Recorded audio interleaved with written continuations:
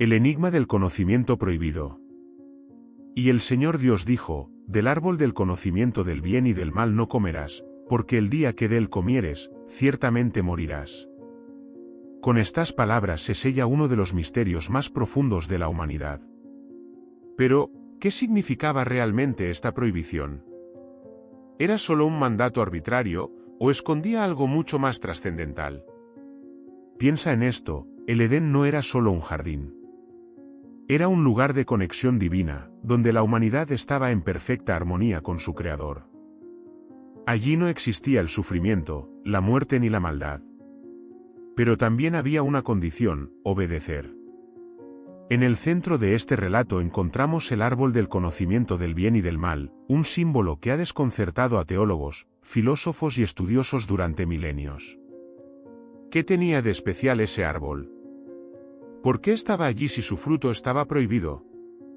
El relato bíblico no detalla explícitamente qué tipo de conocimiento ofrecía el árbol. Pero lo que sabemos es que no se trataba de un simple conocimiento intelectual, sino algo mucho más profundo, algo que transformaría la esencia misma de quienes lo consumieran. Al comer del fruto, Adán y Eva no solo adquirieron un entendimiento del bien y del mal, se enfrentaron a una realidad que nunca antes habían conocido: la capacidad de decidir, de elegir entre el bien y el mal, con todas las consecuencias que eso implica. ¿Era esto un castigo o una revelación? Desde el punto de vista de la narración, parece un acto de rebeldía. Sin embargo, otros han interpretado este evento como el inicio de algo mayor: la autonomía humana, la libertad para determinar nuestro propio destino, pero a un precio altísimo. ¿Era este el verdadero propósito de la prohibición, un intento de protegernos de un poder que aún no estábamos listos para manejar? La figura de la serpiente añade otra capa de complejidad. Este ser no aparece como un enemigo convencional. En lugar de eso, es un portador de palabras, de preguntas. ¿Con qué Dios os ha dicho que no comáis de ningún árbol del jardín? Aquí no hay imposición, solo duda. Y en esa duda, la tentación se hace irresistible. ¿Era la serpiente simplemente un instrumento de engaño, o cumplía un papel necesario para el desarrollo del plan divino? Desde el momento en que el fruto fue consumido, algo cambió. No solo en Adán y Eva, sino en toda la creación. Abrieron los ojos, pero lo que vieron no fue lo que esperaban. Conocieron la vergüenza, el miedo y la separación. La comunión perfecta con Dios se rompió, y el Edén dejó de ser un paraíso para convertirse en un recuerdo perdido. Entonces, ¿qué representa realmente este conocimiento prohibido? ¿Fue un regalo disfrazado de castigo, o un castigo disfrazado de oportunidad? Este enigma es más profundo de lo que parece a simple vista. Y es apenas el comienzo. La naturaleza del conocimiento y el peso de la elección. Y fueron abiertos los ojos de ambos, y conocieron que estaban desnudos. Estas palabras marcan el instante en que el conocimiento prohibido se manifiesta, pero no como una revelación gloriosa, sino como un despertar doloroso.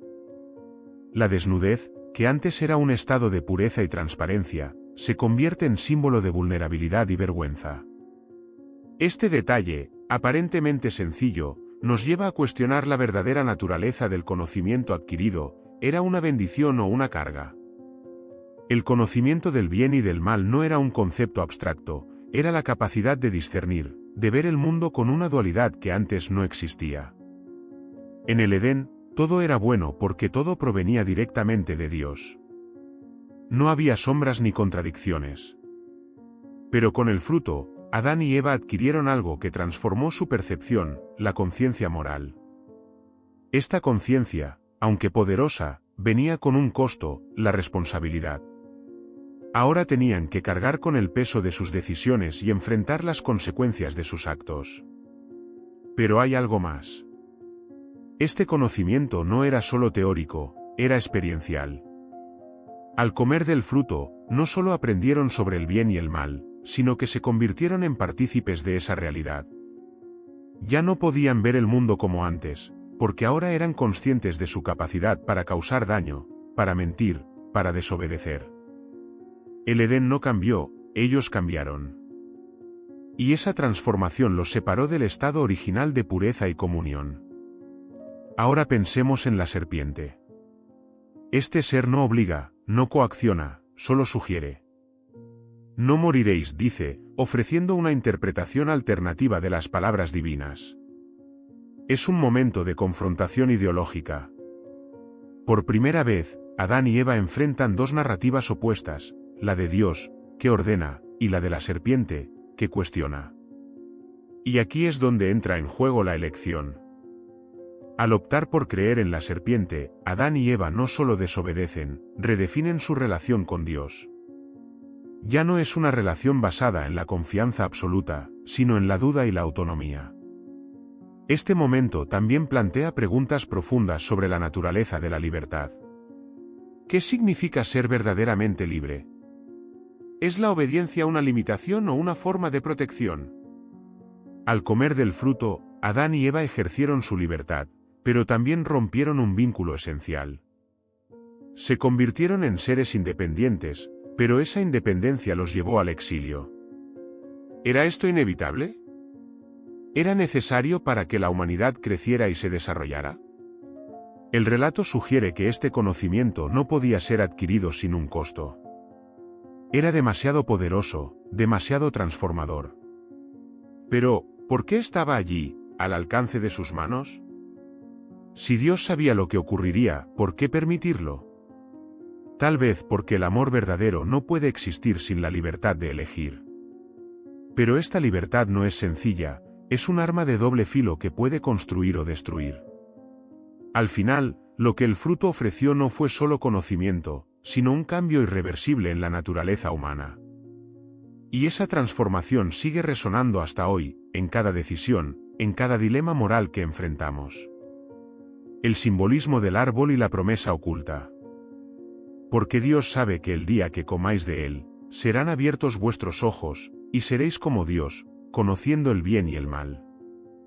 Estas palabras de la serpiente contienen una promesa tentadora, alcanzar un nivel de divinidad, trascender los límites impuestos por el Creador. Pero, ¿qué implicaciones tiene este deseo de ser como Dios? Para entenderlo, debemos mirar más de cerca el árbol del conocimiento, un símbolo cargado de significados profundos y múltiples interpretaciones. El árbol no era solo un elemento decorativo del Edén, era un umbral. En muchas tradiciones, los árboles representan la conexión entre el cielo y la tierra, entre lo divino y lo humano. Este árbol en particular simbolizaba una frontera, un límite que no debía cruzarse. Sin embargo, su ubicación, en el centro del jardín, lo hacía imposible de ignorar. Era una constante presencia, un recordatorio de que la obediencia no es pasiva, es una elección activa, una renuncia consciente al deseo de poseer lo que no nos corresponde.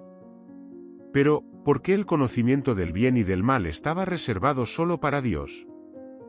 La respuesta podría estar en la naturaleza de este conocimiento. No se trata de información neutral o inofensiva. Es un poder que define la realidad, que da forma al destino. En manos divinas, este conocimiento es perfecto y equilibrado. En manos humanas, sin embargo, se convierte en una carga peligrosa. La humanidad, al consumir el fruto, no solo adquirió la capacidad de discernir, sino también el riesgo de corromperse. El deseo de ser como Dios no era, en sí mismo, malo. Después de todo, los seres humanos fueron creados a imagen y semejanza divina. Pero esta semejanza tenía límites. Intentar trascender esos límites sin la preparación adecuada era un acto de arrogancia, un intento de tomar por la fuerza lo que debía ser recibido como un don. Aquí radica el verdadero peligro del árbol, no en el conocimiento en sí, sino en el intento de obtenerlo de manera indebida, en la impaciencia de querer poseer lo que aún no se comprende. Sin embargo, el relato también sugiere una paradoja. Al comer del fruto, Adán y Eva efectivamente se acercaron a la divinidad en un sentido, adquirieron una conciencia más amplia, una visión del bien y del mal que antes les estaba vedada. Pero en ese mismo acto, se alejaron de Dios, porque el conocimiento sin sabiduría puede ser destructivo. Se volvieron como dioses en su capacidad de discernir, pero no en su capacidad de actuar con justicia y amor perfecto. La expulsión del Edén no fue solo un castigo, fue una consecuencia natural de esta transformación. Ya no podían permanecer en un lugar de perfección, porque su percepción del mundo había cambiado. Habían cruzado un umbral que no tenía vuelta atrás. Pero incluso en este aparente final, hay una promesa oculta. La narrativa bíblica insinúa que la caída no es el fin de la historia, sino el inicio de un camino hacia la redención, hacia un conocimiento que no destruye, sino que sana. El árbol del conocimiento del bien y del mal sigue siendo un símbolo poderoso, no solo de lo prohibido, sino de las aspiraciones y dilemas más profundos de la humanidad. Nos confronta con preguntas eternas: ¿hasta dónde estamos dispuestos a llegar por saber más? ¿Y qué estamos dispuestos a perder en el proceso? La serpiente y el juego de la tentación. ¿Con qué Dios os ha dicho? Estas palabras, pronunciadas por la serpiente, son más que una simple pregunta, son un golpe maestro de manipulación. No ofrecen respuestas ni afirmaciones, solo una semilla de duda. Pero esa semilla es suficiente para transformar el destino de la humanidad. ¿Quién era esta serpiente, y por qué jugó un papel tan crucial en la caída del hombre? La serpiente, desde un punto de vista literal, es descrita como astuta, más que cualquier otro animal creado. Pero su rol en la narrativa la eleva mucho más allá de ser un simple reptil. En las interpretaciones tradicionales, se le asocia con fuerzas espirituales, con el mal personificado, o incluso con un adversario diseñado para probar la fidelidad de la humanidad. Sin embargo, lo que hace a la serpiente verdaderamente peligrosa no es su apariencia ni su poder, sino su habilidad para usar el lenguaje. No amenaza, no fuerza, solo cuestiona. Y ese cuestionamiento es suficiente para desencadenar el desastre. Cuando la serpiente dice, no moriréis, no está introduciendo una mentira directa, sino una verdad parcial. Este es el núcleo de su engaño. Adán y Eva no mueren físicamente de inmediato, pero experimentan algo mucho más profundo, la muerte espiritual, la separación de Dios. Este tipo de manipulación, que mezcla verdad y mentira, es una de las herramientas más efectivas del engaño. La serpiente no necesitaba forzar a Eva a comer del fruto, solo tenía que distorsionar la perspectiva que ella tenía sobre Dios. Pensemos por un momento en el diálogo que se desarrolla entre Eva y la serpiente. Este no es un intercambio cualquiera, es un duelo intelectual, un enfrentamiento de ideas. Eva, al responder, demuestra que conoce el mandato de Dios. Pero la serpiente introduce una perspectiva diferente, una que insinúa que Dios no es completamente honesto, que está reteniendo algo bueno por temor a que la humanidad alcance su nivel. Este argumento apela al orgullo, a la curiosidad y al deseo de trascendencia. El acto de comer del fruto no fue impulsivo ni irracional. Fue una decisión que surgió de una combinación de factores: la duda sembrada por la serpiente, la atracción del fruto y el deseo de alcanzar un nivel de comprensión más elevado. Eva vio que el árbol era bueno para comer, agradable a los ojos y deseable para alcanzar sabiduría. Este detalle revela la profundidad de la tentación. No era solo una cuestión de hambre física, era un anhelo espiritual e intelectual, una búsqueda de algo que parecía valer cualquier precio. La serpiente, al final, no obligó a Eva a tomar el fruto. Su victoria fue mucho más sutil, logró que Eva cuestionara la bondad y la autoridad de Dios. Este es un patrón que se repite a lo largo de la historia humana. La tentación rara vez aparece como algo abiertamente maligno. En cambio, se presenta como algo deseable, razonable, incluso noble. Pero detrás de esa fachada se encuentra el peligro, el riesgo de tomar un camino que parece prometedor, pero que lleva a la separación y al sufrimiento. Este encuentro entre Eva y la serpiente no solo explica el inicio de la caída, sino que también nos da una visión de cómo opera la tentación en nuestras propias vidas. No llega con amenazas, sino con susurros. No exige, sino que persuade. Nos invita a cuestionar, a redefinir lo que creemos, a cruzar límites que fueron puestos para nuestro bien. Es un recordatorio de que la verdadera lucha no siempre es física, sino espiritual e intelectual. Y en esa lucha, las palabras pueden ser más poderosas que cualquier arma. La transformación irreversible y el peso de la consciencia. Entonces fueron abiertos los ojos de ambos, y conocieron que estaban desnudos. Estas palabras no describen solo un cambio físico, sino una transformación profunda y espiritual. Algo que antes era invisible, ahora se hace evidente. La inocencia, ese estado puro y transparente que caracterizaba a Adán y Eva, se disuelve en un instante. Pero, ¿qué significa realmente que sus ojos fueron abiertos? ¿Qué implica este despertar para la humanidad? La desnudez, que hasta entonces no era motivo de vergüenza, se convierte en el primer síntoma visible de un cambio interno. Adán y Eva no solo se ven desnudos ante sus propios ojos, se sienten expuestos ante los ojos de Dios. Este nuevo conocimiento no les aporta paz ni satisfacción, sino una inquietud profunda. Por primera vez, experimentan la vergüenza, un sentimiento que nunca había existido en el Edén. La vergüenza no es solo una emoción, es un reconocimiento de la separación, de la pérdida de algo invaluable. El conocimiento del bien y del mal no solo abre sus ojos, también abre una puerta que no puede cerrarse. Ahora son conscientes de su propia mortalidad, de su capacidad para elegir entre el bien y el mal, y de las consecuencias que estas elecciones conllevan. Esta nueva consciencia es, en cierto sentido, un espejo que refleja no solo lo que son, sino también lo que podrían ser. Pero ese espejo no es amable, les muestra tanto su potencial como sus limitaciones. Este cambio también afecta su relación con Dios. Antes, caminaban con Él en el jardín, en comunión perfecta. Ahora, se esconden. Su miedo revela una verdad desgarradora: el conocimiento que adquirieron no los acercó a Dios, sino que los alejó de Él. La separación no fue impuesta por Dios, sino provocada por su propia transformación. Este es uno de los aspectos más trágicos del relato. El deseo de ser como Dios, de alcanzar un nivel superior de entendimiento, resulta en una distancia aún mayor entre la humanidad y su Creador. Sin embargo, esta separación no es solo un castigo, es también una oportunidad. Con el conocimiento viene la responsabilidad, y con la responsabilidad, la posibilidad de redención. Este momento marca el inicio de una nueva etapa en la historia de la humanidad.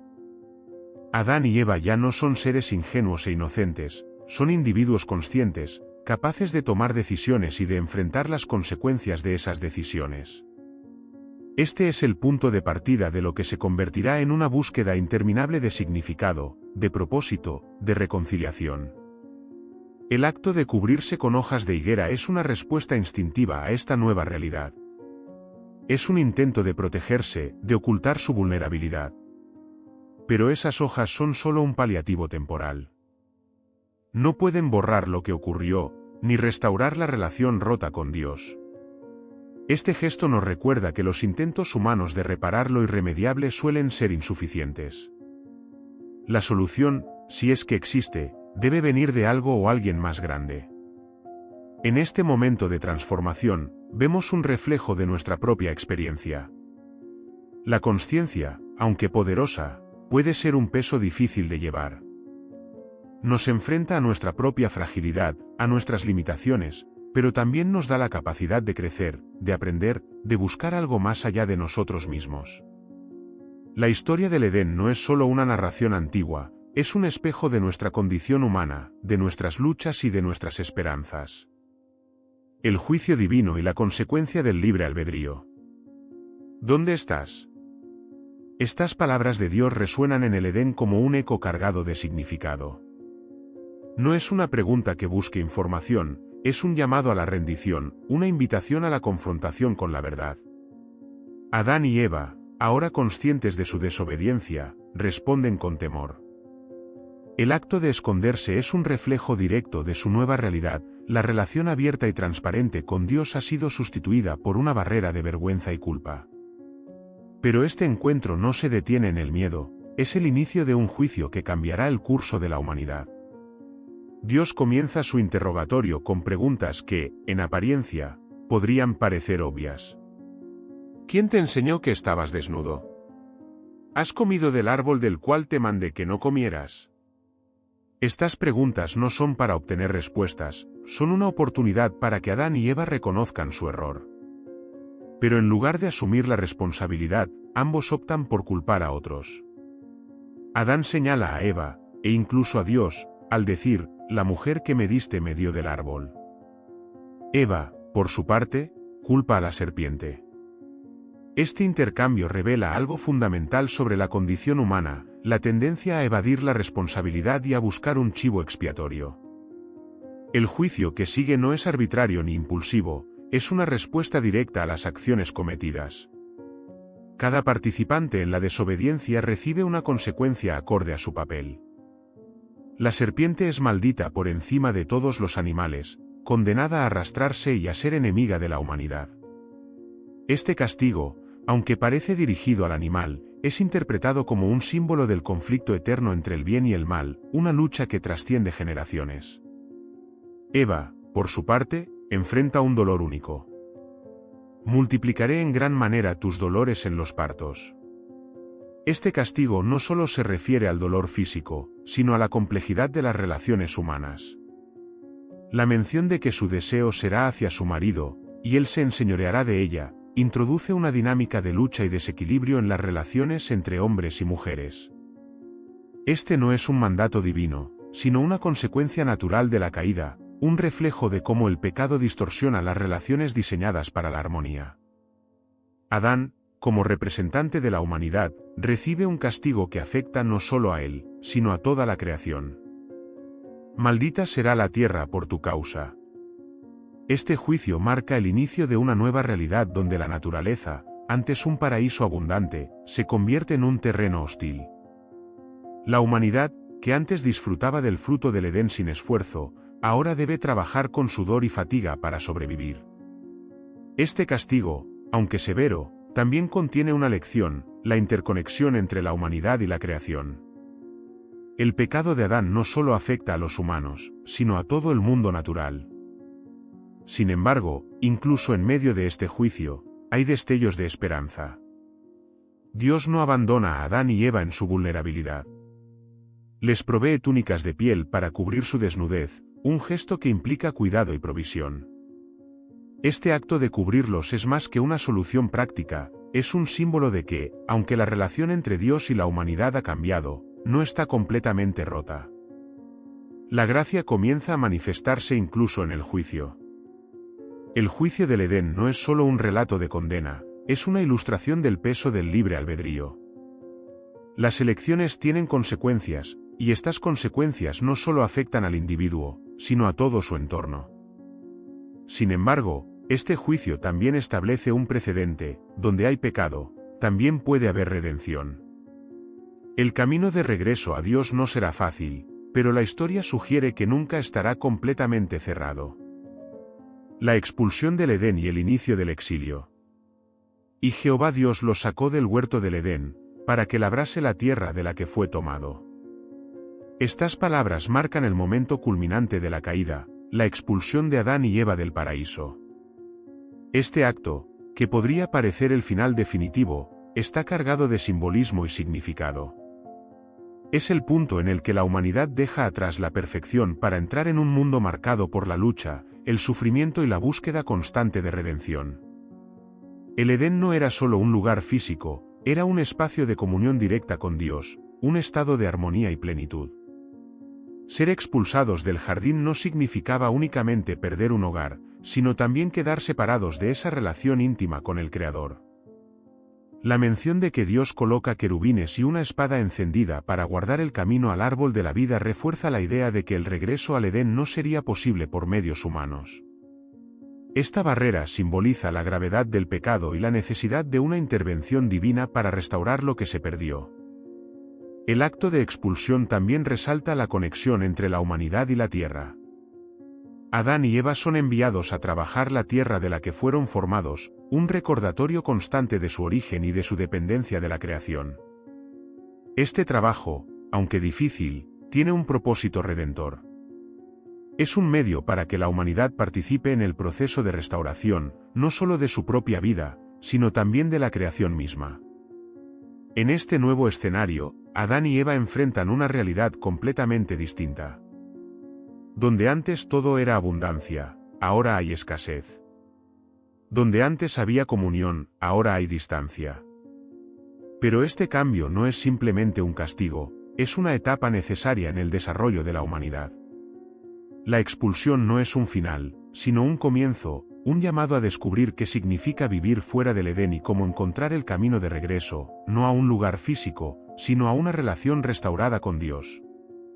La espada encendida y los querubines que guardan el árbol de la vida son un recordatorio de que el acceso a la inmortalidad no puede ser obtenido por la fuerza ni por el mérito humano.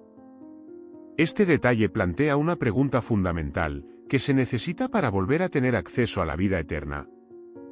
La narrativa bíblica insinúa que el camino no es un retorno literal al jardín, sino una transformación interna, una reconciliación con el Creador que permita superar la barrera del pecado. En este punto de la historia, también se observa la introducción de la esperanza en forma de una promesa velada.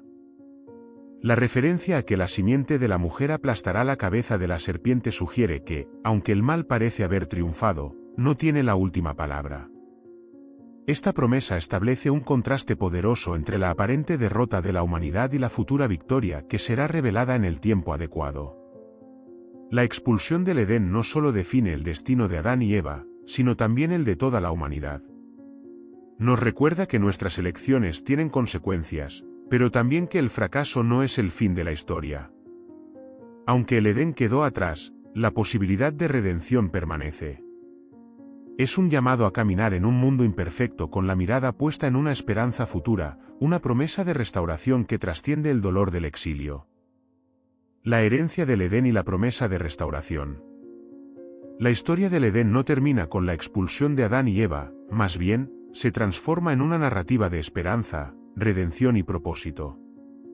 Al salir del jardín, cargan no solo con las consecuencias de su decisión, sino también con una misión que trasciende su error.